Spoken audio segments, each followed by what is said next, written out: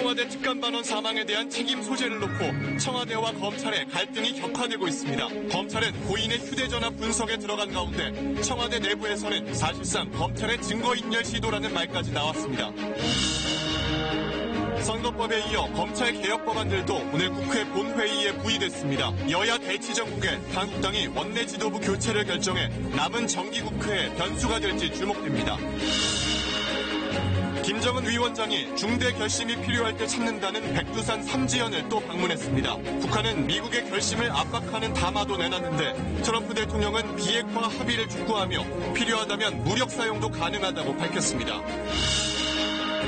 잠시 뒤 미국 워싱턴에서 한미 방위비 분담금 4차 협상이 시작됩니다. 이를 앞두고 트럼프 대통령은 수십억 달러 증액 협상이 벌어지고 있다며 한국이 공정하게 부담해야 한다고 또 압박했습니다.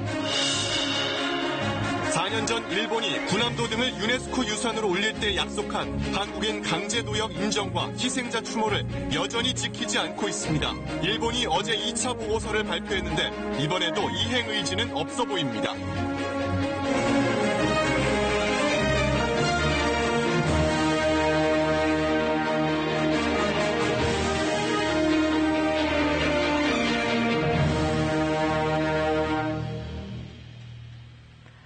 안녕하십니까. KBS 9시 뉴스입니다. 이른바 하명수사 의혹 사건의 주요 참고인이었던 검찰 수사관이 그제 스스로 목숨을 끊었죠.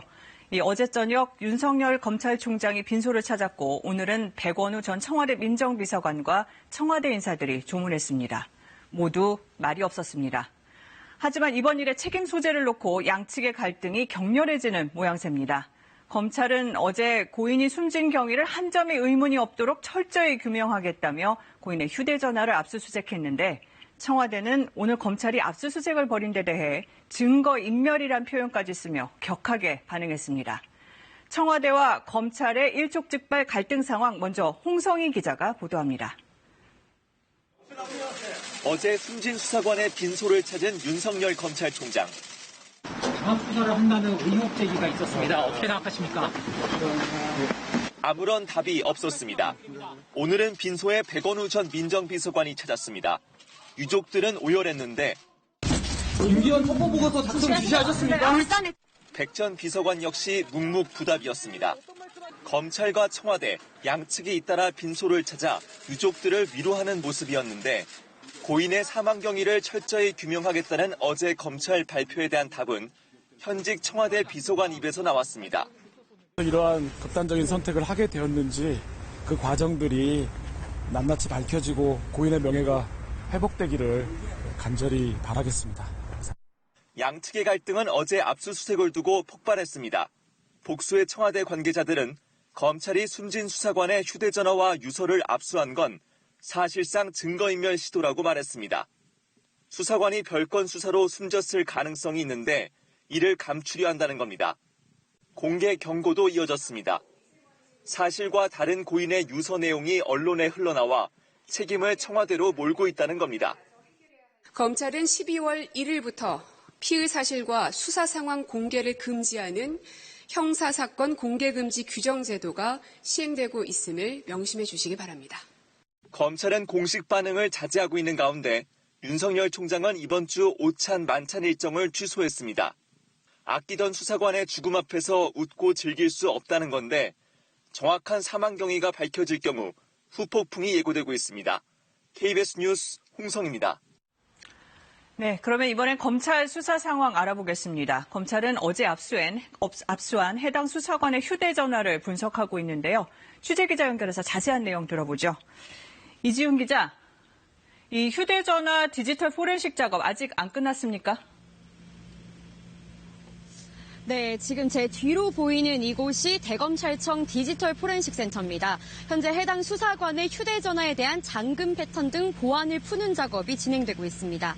이 작업은 어제 밤부터 시작됐는데 보안을 푸는데 시간이 좀 걸리고 있는데요. 국산 휴대폰이 아니라서 시간이 걸리고 있다는 얘기도 들립니다. 보안을 풀면 휴대폰 정보가 손상되지 않도록 통째로 옮기는 이미징 작업을 하고요. 이 작업을 마치면 압수수색 영장이 허가한 범위 내에서 검찰은 찾고자 하는 정보를 확보하게 됩니다. 나머지는 파기하게 되는데 앞으로도 며칠 동안 진행될 것으로 보입니다. 이 분석 작업에 경찰도 입회 중인가요? 네, 어젯밤에는 입회했는데 오늘은 경찰이 입회하지 않고 있는 것으로 파악됩니다. 휴대폰 보안 문제를 해결하면 다시 입회해서 분석 작업을 진행할 것으로 보입니다. 네, 어제 경찰서를 이례적으로 압수수색해서 검찰이 이 휴대전화를 확보했지 않습니까? 어떻게 봐야 할까요? 네, 어제 검찰이 제시한 압수수색 영장에는 직권남용 혐의가 적시된 것으로 알려졌습니다. 즉 수사관의 휴대전화가 청와대 민정비서관실 관련 의혹을 입증할 수 있는 증거 자료라고 봤다는 건데요. 고인이 백원우 전 민정비서관 산하 특감반원으로 활동했던 만큼 현재 중앙지검에서 수사하고 있는 백원우 첩보 문건 수사에서 시급하게 확보해야 할 증거라고 검찰이 보고 있다는 뜻이 되겠습니다. 이 고인이 된 수사관의 사망 경위에 어떤 외부적 요인은 있었는지를 가려줄 정보가 휴대전화에서 나올 수도 있습니다.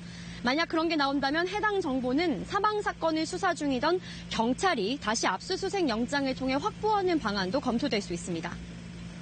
네, 오늘 청와대에서는 이 피의 사실 공표 문제를 다시 거론했고 이 검찰 수사 방식에 불만을 표하고 있는데 이 검찰은 오늘 별다른 입장 내놓은 게 없죠? 네, 어제 사망 경위를 철저히 규명하겠다 이런 입장만 내놓은 채 검찰은 오늘 어떤 공식적인 입장도 내놓지 않고 있습니다. 수사관의 갑작스러운 사망으로 예상치 못한 영향이 있는 만큼 일단은 휴대전화 포렌식 작업에 집중하는 분위기입니다. 그만큼 휴대전화에서 나오는 정보가 시급하고 중요하다는 해석도 가능하겠죠. 특히 고인이 청와대 인사로부터 유재수 전 부산시 경제부시장의 수사 상황을 알려달라는 압력성 전화를 받았다. 또 검찰이 별건 수사로 압박했다. 이런 각종 의혹들이 제기된 만큼 휴대전화 기록을 통해 이를 규명하겠다는 입장으로 보입니다. 네, 대검찰청에서 이지윤 기자가 전해드렸습니다. 네, 이런 검찰 수사를 둘러싸고 정치권도 공방이 뜨겁습니다. 어제 별 입장 밝히지 않았던 민주당은 검찰의 강압 수사가 의심된다면서 특별 감찰이 필요하다고 주장했습니다.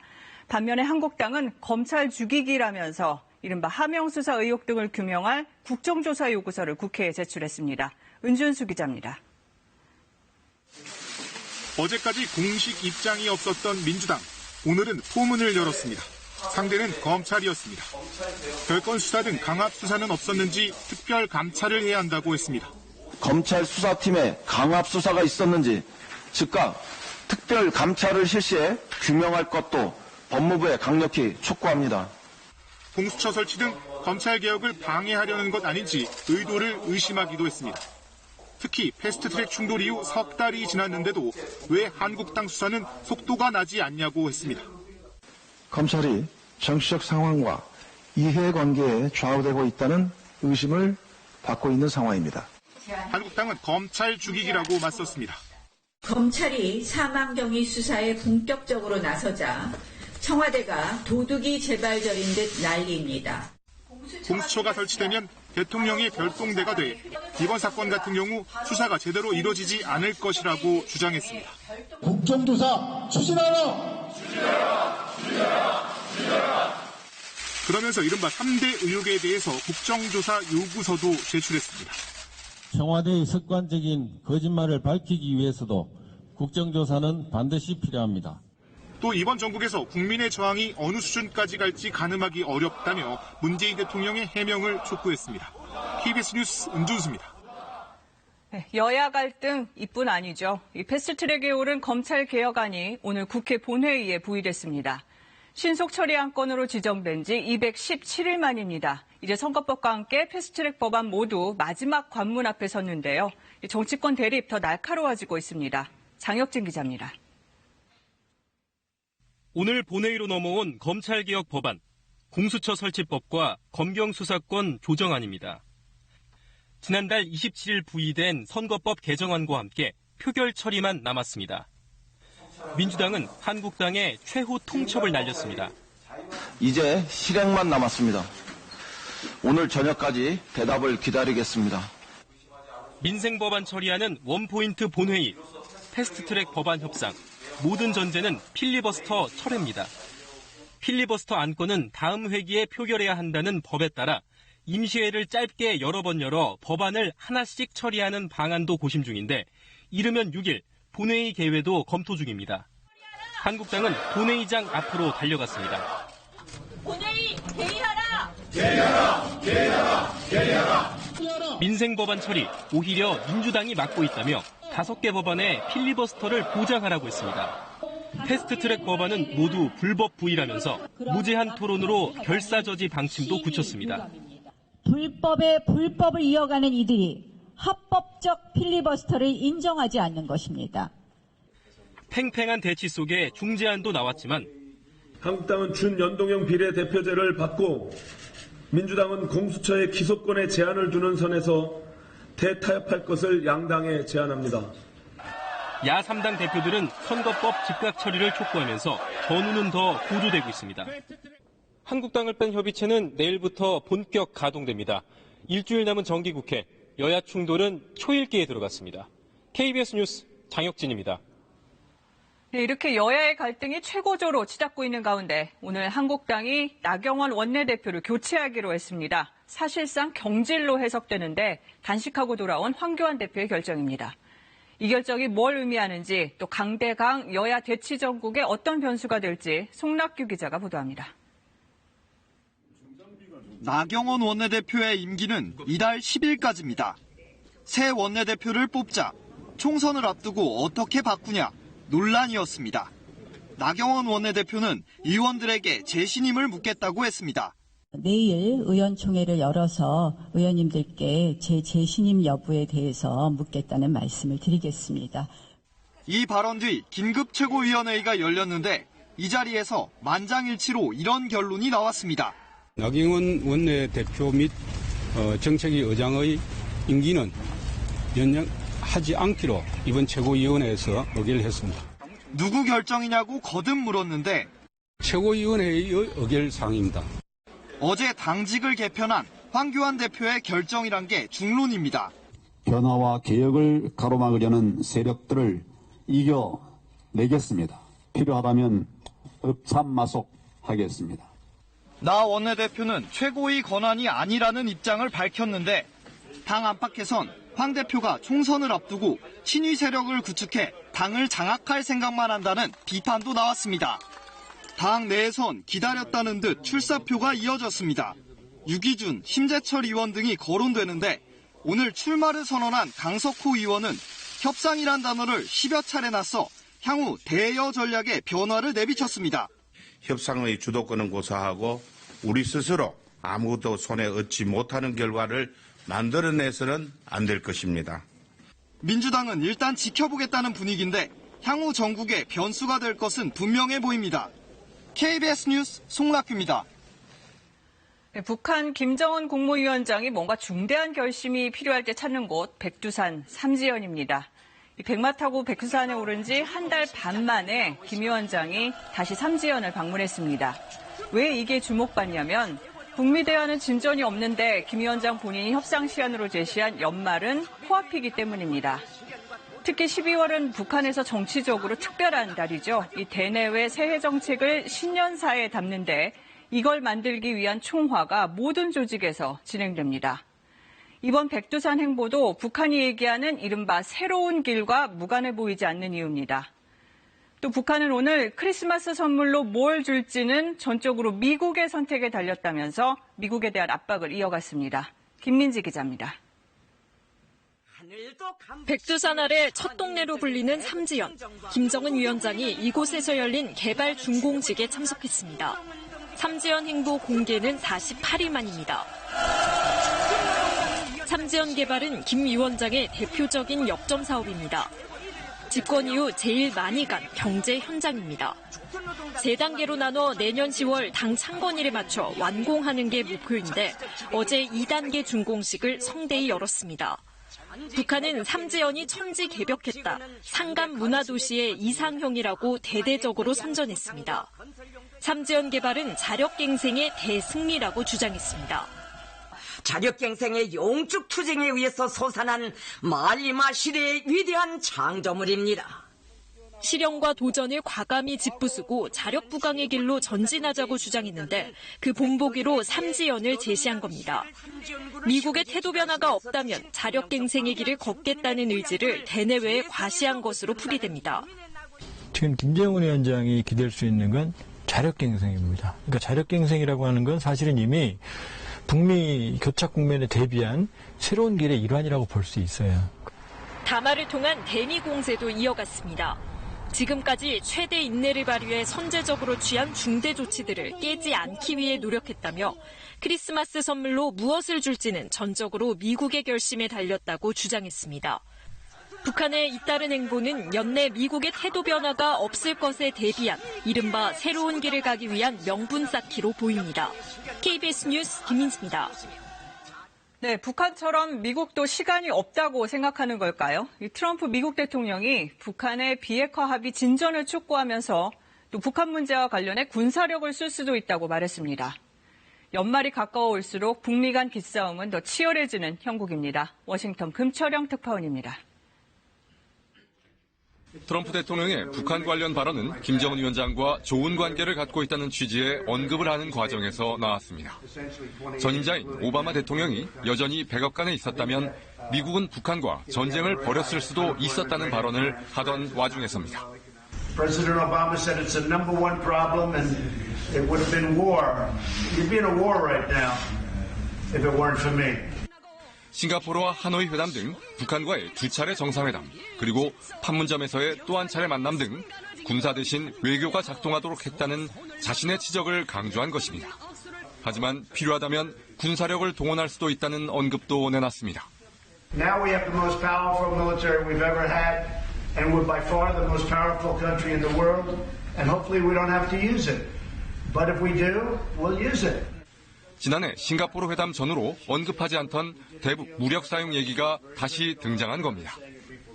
트럼프 대통령은 또 김 위원장을 로켓맨으로 언급했습니다. 한반도 위기가 고조되던 지난 2017년 이후 다시 등장한 겁니다. Like sending rockets up, doesn't he? That's why I call him Rocket Man. 한미연합 군사훈련까지 연기한 상황에서 트럼프 대통령의 무력 사용 가능성 언급이 북한을 자극하기 위한 것으로 보이지는 않습니다. 다만 자신의 지적으로 언급해온 외교 복원과 비핵화 협상 추진이 어렵다는 인식을 보여준 것이어서 향후 북미 협상제에 어떤 영향을 미칠지 주목됩니다. 워싱턴에서 KBS 뉴스 금차량입니다. 이런 가운데 몇 시간 뒤면 한미 방위비 분담금 4번째 협상이 미국 워싱턴에서 시작됩니다. 그런데 트럼프 대통령이 한국과 협상에 방위비를 5억 달러 올렸다고 자랑하면서 지금 수십억 달러 증액 협상이 벌어지고 있다고 소개했습니다. 이 대북 군사력을 언급하더니 또 방위비 협상을 얘기한 겁니다. 차원이 다른 압박일까요? 워싱턴 연결해서 자세히 알아보겠습니다. 김은규 특파원, 북한에 대해서 무력도 쓸 수 있다는 취지의 보도 앞서 있었지만 트럼프 대통령이 바로 이어서 이 한국과 방위비 협상을 얘기했거든요. 의도된 공세라고 봐야 할까요? 의도된 발언이라고 딱 잘라 말하기는 어려워 보입니다. 북한 질문 나왔고 그 이야기하다 갑자기 한국 방위비 분담금 이야기로 이어졌습니다. 올해 방위비 분담금 5억 달러 더 받아냈다고 자랑했습니다. 지금 한국과 빌리언즈 달러, 그러니까 수십억 달러 협상하고 있다고 했습니다. 한국이 공정하게 부담해야 한다고 했습니다. 트럼프 대통령 잠시 전 발언 들어보시죠.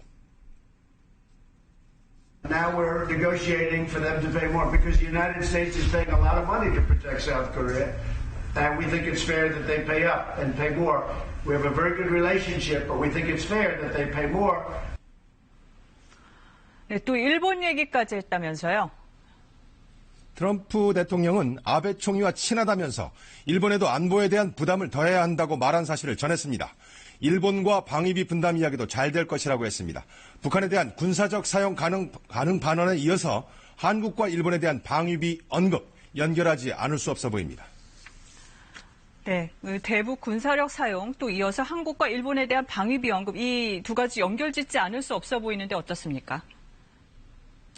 이야기가 또 이렇게 흘러갈 수도 있구나라는 생각도 듭니다. 비록 가능성이지만 미국 대통령이 북한에 대한 무력 사용 가능성을 이야기하고 바로 한국과 일본 방위비 이야기를 꺼냈습니다. 공정한 부담이라고 하지만 듣기에 따라 공포를 전제한 방위비 증액 요구로도 들릴 수 있습니다. 네, 이런 분위기에서 곧 있으면 한미 방위비 분담금 이 4차 협상 시작됩니다. 미국의 공세 더 거세지겠죠? 세 번째 서울 협상 때는 미국 측이 자리를 박차고 협상장을 나간 적 있습니다. 미 대통령이 군사력 사용 가능성까지 거론하면서 한국과 방위비 협상을 말하고 있습니다. 지금부터 약 2시간 40분쯤 뒤에 한미 방위비 분담금 공식 협상 시작합니다. 미국 측 거센 공세 예상 가능합니다. 합리적이고 공평한 분담이 이루어져야 한다는 게 한국 대표단 입장입니다. 상황이 쉽지 않습니다. 네, 워싱턴 김은규 특파원 잘 들었습니다. 문재인 정부 들어 전국의 민간 소유 땅값이 2,000조 원 이상 올랐다고 경실련이 주장했습니다. 물론 정부 통계와는 차이가 있지만 집값 땅값 거품을 없애기 위해서 강력한 투기 근절책이 필요하다는 지적이 나오고 있습니다. 노태영 기자입니다. 3기 신도시로 지정돼 토지 보상을 앞둔 곳입니다. 이곳을 포함해 보상에는 최소 30조 원 넘는 돈이 풀릴 것으로 추정됩니다. 여기서 나온 돈은 다시 부동산 시장으로 들어가 땅값에 영향을 줄 수 있습니다. 국토연구원은 3기 신도시 토지 보상금이 풀리면 전국과 수도권 땅값 모두 0.5% 이상 오르는 것으로 추산했습니다. 땅값은 그동안도 꾸준히 올라왔습니다. 정부 통계로 쓰이는 한국감정원 조사를 보면 2008년 이후 전국 땅값은 10년째 상승 곡선을 이어가고 있습니다. 하지만 경실련은 이마저도 현실을 제대로 반영하지 못하고 있다고 비판했습니다. 지난해 말 기준 국토교통부가 발표한 전국 민간 토지 공시지가는 4,080조 원. 하지만 경실련은 이 수치가 시세의 43%밖에 반영하지 못했고 실제로는 9,489조 원이나 된다고 주장합니다. 그러면서 최근 20년 동안 땅값이 7,000조 원 넘게 상승했고 특히 문재인 정부 2년간 2,000조 원 넘게 올라 역대 정부 중 최고라고 지적했습니다. 문재인 정부 2년 동안 발생한 불로소득 2,000조 원은 같은 기간 국민 총저축액의 7배, GDP 상승액의 13배, 임금 상승액의 33배나 된다. 경실련은 정부의 무분별한 투기 조장책이 원인이라며 지금이라도 강력한 투기 억제책을 발표하라고 촉구했습니다. 동시에 가격 폭등 책임 등을 물어 부동산 관련 관료와 심사위원들을 검찰에 고발하겠다고 밝혔습니다. KBS 뉴스 노태영입니다. 더불어민주당의 전통적 지지 기반인 호남에서 총선을 앞두고 일부 지지자들이 불법적으로 당원에 모집한 정황이 KBS 취재 결과 확인됐습니다. 이 당원 모집에는 고위공무원뿐 아니라 광주시 산하기관 임원 등도 포함된 것으로 보입니다. 박지성 기자의 단독 보도입니다. 광주광역시의 민간공원 특례 사업 비리 의혹을 수사하던 광주지검은 지난 9월 광주도시공사를 압수수색했습니다. 이 과정에서 뜻밖에도 100명 안팎의 더불어민주당 입당 원서가 한 임원의 방에서 발견됐습니다. 이 임원의 통화 내역 조사 과정에서 정종재 광주시 행정부 시장의 총선 출마를 돕기 위한 것이 아니냐는 의혹이 불거졌고 이후 정부 시장은 지난 10월 불출마를 선언했습니다. KBS의 취재 결과 정부 시장의 출마가 유력했던 광주시 남구에 주소를 둔 7,700여 명의 민주당 당원들의 리스트가 확인됐습니다. 엑셀 파일 형식의 명단에는 모집책에 해당하는 1, 2차 추천인 명단도 담겨 있어 피라미드식으로 당원 모집이 이루어졌음을 짐작해야 합니다. 1차 모집책 1번에 표기된 JJ는 정 부시장의 영문 약자로 추정됩니다. 100여 명에 달하는 이른바 1차 모집책 가운데 고위 공무원들과 광주시 산하기관 임원 등도 포함되어 있습니다. KBS가 접촉한 몇몇 고위직 공무원들은 부인 등 다른 사람이 한 일이라고 주장했지만 광주시 산하기관에서는 당원 모집을 시인한 간부도 나왔습니다. 민주당 당원 권리당원으로 좀 해주라 그랬어요. 나는 이제 그런 건 생각 안 하고 그냥 당원만 좀 많이 했으면 좋겠다 그 생각을 했어요. 정부 시장은 공무원을 동원한 당원 모집에 대한 반론 요청에 수사 중인 사안이라 답변하는 것이 적절치 않다고 문자 메시지를 통해 밝혔습니다. 검찰 역시 이 리스트를 확보하고 명단에 있는 광주시 공무원들을 불러 조사하고 있습니다. KBS 뉴스 박지성입니다. 집단 성폭행과 불법 촬영 등의 혐의로 1심에서 징역 6년을 선고받은 가수 정준영 씨. KBS가 더 정확한 범행 사실을 확인하기 위해서 67쪽짜리 판결문을 입수해 살펴봤습니다. 정 씨는 하루에 많게는 3차례 불법 촬영과 유포를 반복한 것으로 드러났습니다. 김채린 기자입니다. 가수 정준영 씨의 불법 촬영 의혹은 2016년 9월 처음 제기됐습니다. 당시 정 씨는 사귀던 여자친구와 합의하에 영상을 찍었고 고소도 취하됐다고 선을 그었습니다.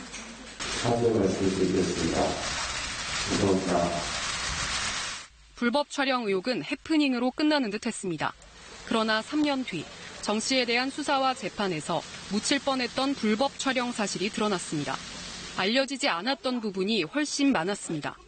정 씨는 2015년 12월부터 이듬해 6월까지 모두 9차례 여성들을 불법 촬영했습니다. 자신의 집과 유흥주점, 비행기 안, 외국의 호텔 등 장소를 가리지 않았습니다. 촬영물은 14차례에 걸쳐 카카오톡 대화방 8곳에 유포됐습니다. 피해자를 상대로 하루 3차례 촬영을 한 뒤 새벽에 곧바로 카카오톡으로 2명에게 전달하고 그날 오후에는 또 다른 방에 유포하기도 했습니다. 가수 승리와 최종훈, 용준형, 이종현 등 모두 14명이 적어도 한 번 이상씩 촬영물을 받아봤습니다.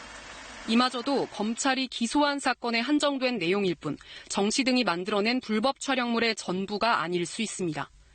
재판부는 판결문에서 사진과 영상이 유포된 것을 알게 된 피해자들이 느꼈을 고통의 정도는 짐작하기조차 어려울 만큼 극심할 것으로 보인다고 지적했습니다.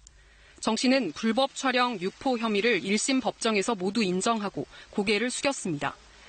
하지만 집단 성폭행 혐의에 대해선 합의한 성관계였다며 부인해왔기 때문에 2심 재판을 다시 받게 될 가능성이 높습니다. KBS 뉴스 김채린입니다.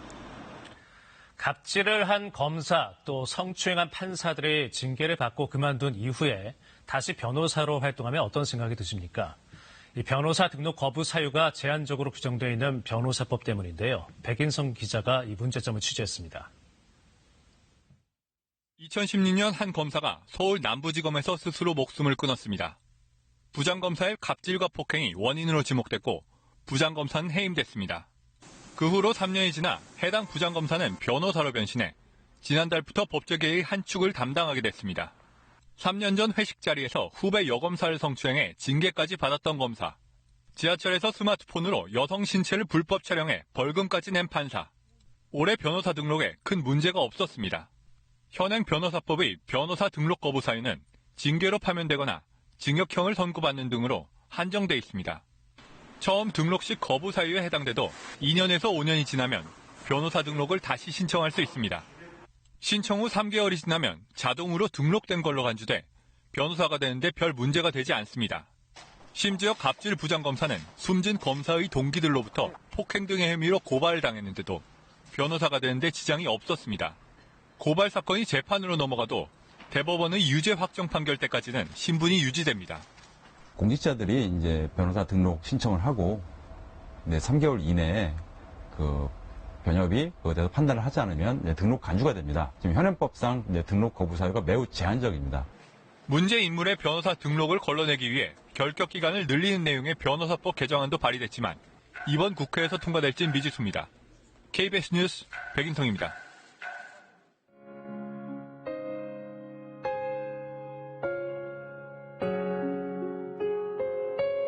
IMF 이후에 경제적으로 어려웠던 시기에 직장 생활을 시작을 했고,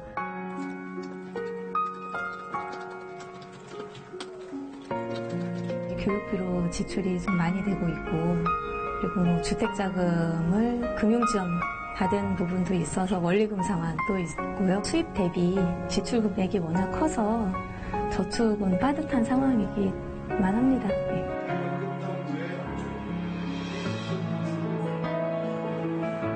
식품 음료 관련된 장비, 이제 생산 장비 쪽을 맡아서 판매를 하고, 인원 감축에 관련된 그런 부분 때문에 구조조정이 생겼고, 그러고 나올 수밖에 없는 그 돈을 벌어서 집에 갖다 주질 못하니까, 저는 많이 이제 미안한 마음이 많이 크죠.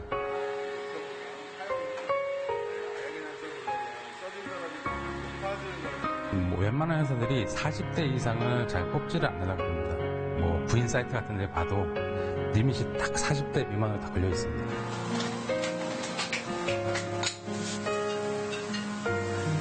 보험 대리점에서 제가 이제 취직해서 일을 시작했죠. 그 일을 한 8년 정도 했습니다. 볶음밥을 먹는 날입니다. 건물 2층에 있습니다. 뛰어든다면 저는 개인적으로 말리고 싶은데 굳이 여기 뛰어들어가서 할 이유가 있을까 싶어요. 또 성공이 보장된 것도 아니고 40대 창업해서 무너지면은 정말 다시 일어서기 힘들거든요. 거의 치명타죠. 작은 금액일지라도 취업을 해서 하는 게, 일을 해서 보는 게. 네, 어떠셨어요? 남 얘기 아니다 느끼신 분들 많죠? 우리 집 혹은 이웃에 있을 수 있는 평범한 40대의 모습입니다.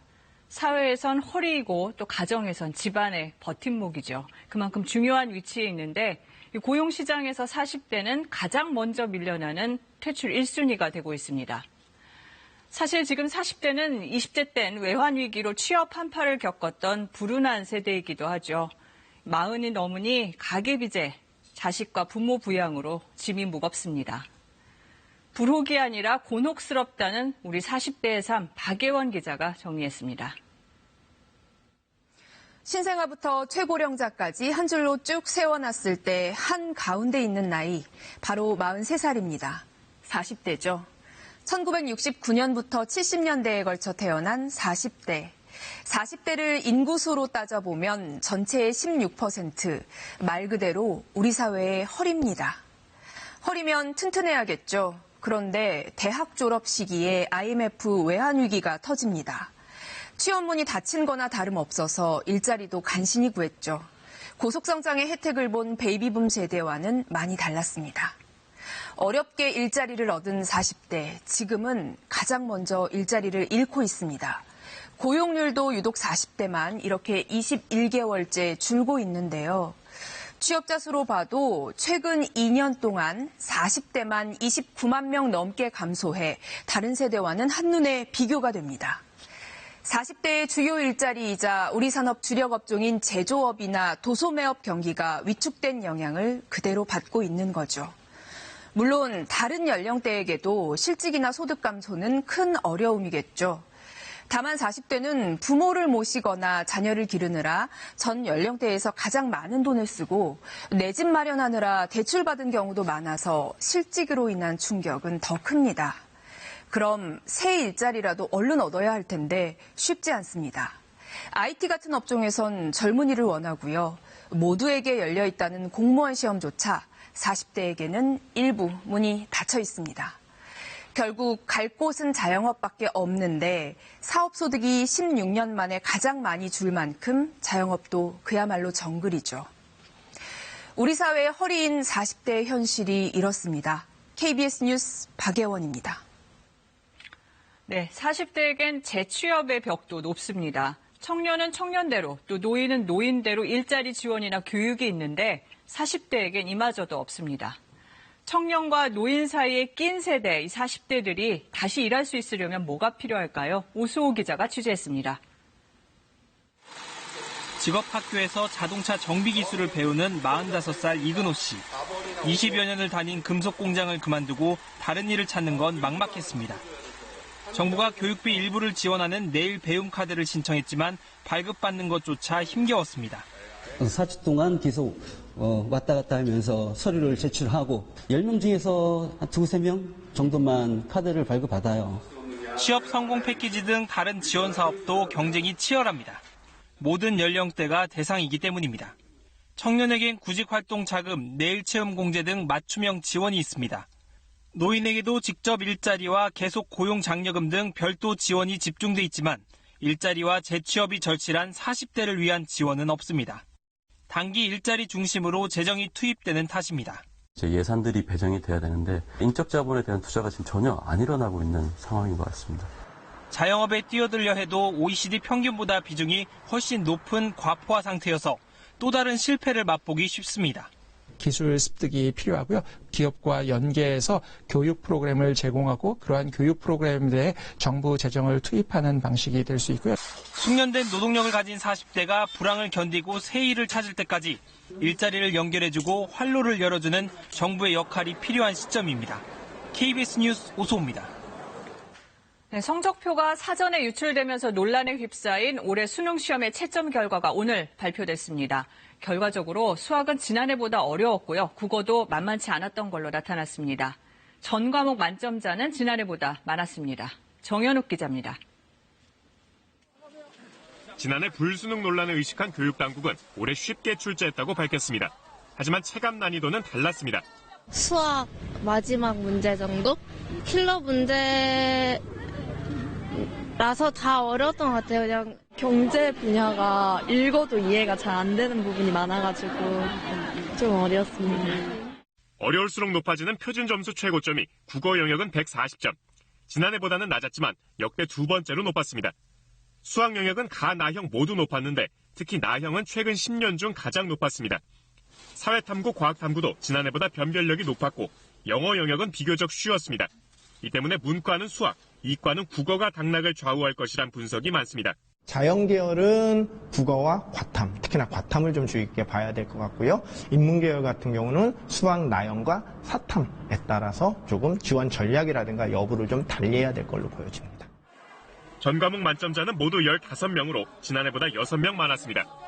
올해 수능 응시자 수는 48만 4천여 명, 94년 수능이 시작된 이래 가장 적었습니다. 반면 결시율은 11.7%로 역대 가장 높았는데 올해 수시 모집에서 수능 최저학력 기준을 적용하지 않는 전형이 많았기 때문으로 보입니다. 교육당국은 이 같은 분석 결과를 발표하면서 수능 성적을 사전 조회한 수험생 300여 명에게는 불이익을 주지 않겠다는 방침을 밝혔습니다. 개인별 수능 성적표는 내일 오전 통지됩니다. KBS 뉴스 정은익입니다. 네, 이번 수능 4교시에서 답안 작성 실수나 이를 양심 고백한 수험생들이 0점 처리 위기에 몰렸다는 KBS 보도와 관련해 교육당국이 올해는 구제가 어렵다고 밝혔습니다. 한국교육과정평가원은 KBS가 보도한 서울과 경남 창원 사례는 모두 0점 처리될 것이라며 고의성 여부를 따져 내년 수능 응시 기회를 줄 것인지 정하겠다고 말했습니다. 교육당국은 단순 실수를 부정행위로 보는 현행 규정은 내년 상반기에 개정을 검토해 2022학년도에 적용할 계획이라고 밝혔습니다. 고 김영균 씨 사고 이후에도 산업재해가 끊이지 않는다는 소식 바로 어제 전해드렸죠. 이런 재해가 발생할 때마다 조사기구가 꾸려지고 개선 권고안도 나왔습니다. 이 권고안대로만 해도 산재를 줄일 수 있을 텐데 지켜진 건 거의 없었습니다. 변진석 기자입니다. 초대형 크레인 2대가 충돌하면서 조선소를 덮쳤습니다. 하청 노동자 6명이 숨졌습니다. 엄청 무거운 새가 떨어지면 쾅 소리가 나잖아요. 저도 살려고 발버둥 치면. 석 달 뒤 또 다른 조선소에서 폭발 사고로 4명이 숨졌습니다. 사고가 잇따르자 조사위원회가 꾸려졌습니다. 6개월 만에 나온 권고안. 다단계 하청하지 말고 안전관리를 강화하라고 했지만 무시됐습니다.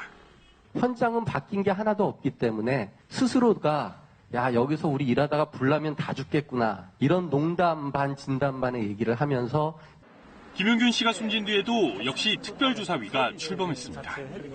원청발전소의 조직적 방해 끝에 나온 22개 권고안. 하지만 2,950원짜리 기능성 마스크를 지급하라. 이 단순한 권고도 받아들이지 않았습니다. 대통령과 국무총리가 약속했던 특조위 권고만 이행한다 하더라도 발전소에 있는 노동자들은 더 이상 죽지 않을 것입니다. 과로사가 잇따른 집배원 인력 늘리고 간호사들의 직장 내 괴롭힘을 근절하라는 권고안도 모두 소용없었습니다. 이행을 하는 게 우리 책을 만든 목적인데 정말 휴지 조각이 낸다는 게 정말 마음이 아픕니다. 권고안이 제대로 지켜지는지 감시할 이행 점검 기구 설치. 현장에 공통된 목소리입니다. KBS 뉴스 변진석입니다. 네, 이렇게 사람이 목숨을 잃어도 권고안이 휴지 조각이 되는 사이 노동자들은 여전히 각종 위험에 고스란히 노출돼 있습니다. 최은진 기자가 노동자들의 작업 현장을 직접 찾아가 봤습니다. 차량이 질주하는 도로 한가운데 작업복을 입은 남성 2명이 맨홀 뚜껑을 열고 들어갑니다. 도로 3-4m 아래 열수송 배관에 밸브를 닫고 돌리며 이물질을 제거합니다. 혼자선 불가능한 작업입니다. 들어가서 이거 점검하고 여기 밸브를 좀 닦거나 그런 걸 하더라도 같이 해야 되기 때문에. 작업을 마치고 나올 땐 바짝 긴장해야 합니다. 언제든 차가 지나갈 수 있는 상황. 안전장치라곤 맨홀 뒤쪽에 세워둔 작업차가 전부입니다. 왜 차를 맨홀 뒤에 세우냐면 혹시라도 바꿀 수 있잖아. 차를 맨홀 앞에 세우면 차가 치고 들을 수 있을 것 같아서. 차량 통제를 맡아줄 현장 직원이 더 필요하지만 공사 측은 2인 1조 근무만으로 충분하다는 입장입니다. 2인 1조로 운영하여도 문제가 없는 것으로 판단하고 있습니다. 그러나 현장 안전 강화를 위해 미비한 부분은 지속적으로 개선을 검토할 계획입니다. 건물의 배관실을 관리하는 노동자들도 사정은 마찬가지. 허리를 구부리고 몸을 이리저리 비틀어도 한 사람 겨우 지나갈 수 있는 좁은 공간. 머리가 찢어진다든가 그런 사고는 자주 있어요. 기어서 들어가는 데가 굉장히 많거든요, 저희가요. 그런 데는 굉장히 위험하죠. 전화도 안 터지는 곳. 2인 1조 작업은 딴 세상 얘기입니다. 누가 구해줄 수도 없어요. 만약에 전화기가 신호가 안 잡히는 데는 사람이 들어갔는데 안 나오면 이제 저희들이 한번 들어가 봐야 되겠죠. 누구나 김용균인 작업 현장. 위험에 외주하는 현재 진행형입니다. 김용균 사고도 그렇고 스크린도 사고도 그렇고 저희 마음 같죠. 저희하고 똑같죠. 저도 언제 그런 사고가 날지 모르기 때문에. KBS 뉴스 최은진입니다. 어깨 수술을 받고 외부 병원에 입원해 있었던 박근혜 전 대통령이 구치소에 다시 수감됐습니다. 지난 9월 수술을 받고 입원한 지 2달여 만입니다. 김수영 기자입니다. 박근혜 전 대통령을 태운 법무부 차량이 서울 성모병원 주차장에서 나옵니다. 입원 78일 만에 다시 구치소행입니다. 박 전 대통령은 지난 9월 16일 이 병원에서 어깨 수술을 받고 입원 치료를 받아왔습니다. 기결수의 외부 치료는 형 집행정지 처분을 받지 않으면 보통 한 달을 넘기지 못하는데 박 전 대통령은 2달 넘게 입원 치료를 해 특혜 논란이 일었습니다. 70일 넘어갔다 그러면 그것마저도 의혹이 있는 거죠. 근데 사실 지금 감옥에 있는 것도 엄청나게 좋은 데다가 있는 거고 그러므로써 어느 정도의 자기의 죄가 있다면은 좀 더 뉘우치고. 법무부는 박 전 대통령의 건강이 호전됐다는 전문의 의견에 따라 재수감 결정을 내렸습니다. 서울구치소로 돌아온 박근혜 전 대통령은 앞으로 병원을 오가며 통원 치료를 할 것으로 보입니다. 박 전 대통령의 재수감 소식이 전해지자 서울구치소에는 지지자들의 행렬이 이어졌습니다. 죄가 없는데 다시 또 병원에서 또 재구속, 재수감됐어요. 이거는 한 나라의 한 국민으로서 이거는 너무 안 된 일이고 애석한 일이죠. 있어서도 안 되는 일이죠. 지지자들은 내년 초 사면을 희망하고 있지만 국정원 특활비와 삼성 뇌물수수 사건 재판이 파기환송되면서 당분간 특별 사면은 물리적으로 어려울 것이라는 게 업쪽의 전망입니다. KBS 뉴스 김수연입니다. 네, 체세포 복제로 태어난 짧은 털 바둑이 삽살개가 자연번식에도 성공하면서 화제가 되고 있습니다. 일제강점기 이후 멸종위기에 처한 삽살개 복원에 기대감이 커지고 있습니다. 황정환 기자입니다. 사람을 의식하지 않고 자연스레 어울리는 당당하고 다부진 모습. 다른 삽살개보다 확연히 짧은 털에 온몸에 있는 갈색 얼룩무늬. 멸종위기에 처한 짧은 털 바둑이 삽살개입니다. 짧은 털 바둑이 삽살개는 250마리 가운데 한 마리꼴로 태어날 정도로 극히 드문데요. 국내 통틀어서도 10여 마리밖에 없습니다. 체세포 복제한 아버지에게서 탄생한 자연번식 2세입니다. 충남대 연구진은 지난 2017년 무정자증으로 번식이 불가능했던 짧은 털 바둑이 삽살개의 체세포를 복제해 수컷을 탄생시켰고 이 수컷이 1년 전 일반 삽살개와 인공 수정을 해 낳은 새끼 가운데 한 마리입니다. 보림동물을 복제해서 그 후손을 이은 그런 사례는 없었습니다. 저희가 이번에 세계적으로 유례가 없는 그런 연구 결과를 낸 것이고요. 이렇게 자연 번식된 2세까지 최근 임신에 성공해 다음 달 출산을 앞두고 있습니다. 삽살개가 저희랑 저희 민족이랑 함께 온 개인데 잘 복원하면은 민족의 문화유산으로서 잘 활용이 될 것 같습니다. 조선시대 민화에 등장할 정도로 우리 민족과 친숙했지만 일제의 남획으로 멸종위기에 처한 희귀종 삽살개. 복제에 이어 자연 번식에까지 성공하면서 종 복원에 성큼 다가섰습니다. KBS 뉴스 황정환입니다.